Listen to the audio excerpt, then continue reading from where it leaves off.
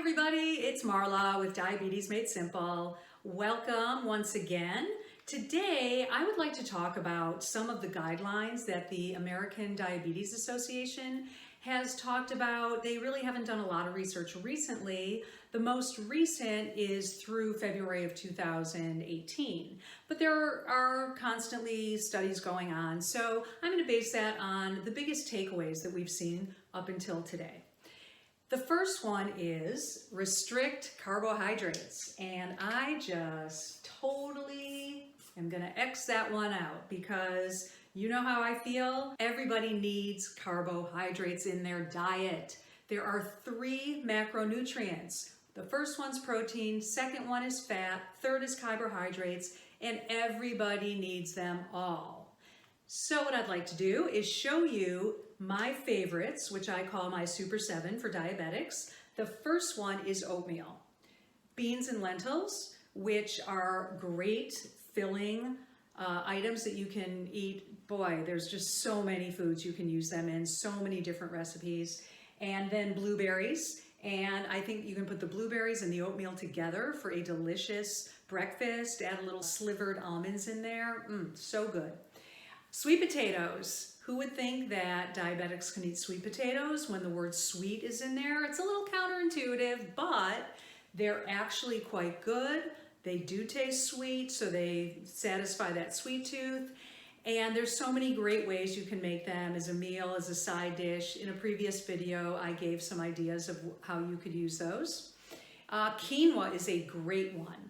And a lot of people don't know about quinoa, but there are, again, so many great things you can do. And in one of my later videos, I'm going to give you some recipes for quinoa. It's great because it has protein and carbohydrates, so it's a great combination of the two. Whole grain pasta. I know you've probably been told diabetics shouldn't eat pasta, but whole grain pasta could be very good for you and very filling. And last is low glycemic bread. I know you've been told stay away from bread. Well, you don't have to if it's a good bread for diabetics. Low glycemic, a lot of options you can do with that. The second guideline is it is beneficial for diabetics to lose weight. I think we all know that. Being at a healthy weight for diabetics is crucial in keeping your blood sugars level. However, what they don't tell you is, how do you lose that weight? Eat less, exercise more. That is just, it's not so easy for people that are diabetic, that have a weight issue. I suggest that we find a diet that works for each individual. What diet is going to help you lose the weight to get to a healthy weight that you're going to be able to live with forever, that is going to be sustainable? So I agree with the concept. It's just we need to go a little bit further in how we are going to get you there. Third guideline, eat more non-starchy vegetables. Okay, solid advice. What is a non-starchy vegetable? They don't say what that is. And how do you make them so they're not boring? I think when we hear about vegetables, we just see this plate of greens that don't look real appetizing, and we're not really sure what to do with them to make them flavorful and something that you're going to want to actually eat. So not a great guideline there. Fourth one is my favorite because this is what I have been saying all along. Finally, there is some agreement with number 4. No one size fits all. Oh, I've been saying this since day one. There are so many diet books out there. You go online, this one recommends this one recommends that. It is so confusing. And the truth is, it's different for every person. What's going to work for you is not necessarily going to work for somebody else. What they don't tell you, this is all great news, but then they say that because there is not one diet that fits all, we don't really know what does work and we don't really know what to tell you. So we're just going to show you 8 different diets that may work for you, they may work for somebody else. Here they are. They talk about, oh my goodness, they talk about low carb, low fat, Mediterranean diet, vegan diet, keto diet, the list goes on.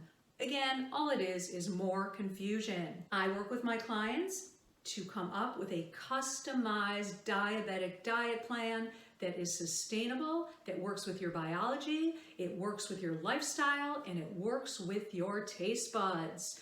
It's something that you can live with while maintaining your blood sugar levels and enjoying a nice life.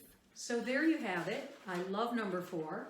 Now I want to show you what I believe really the best guidelines that are so simple, so realistic, and just such good sound advice.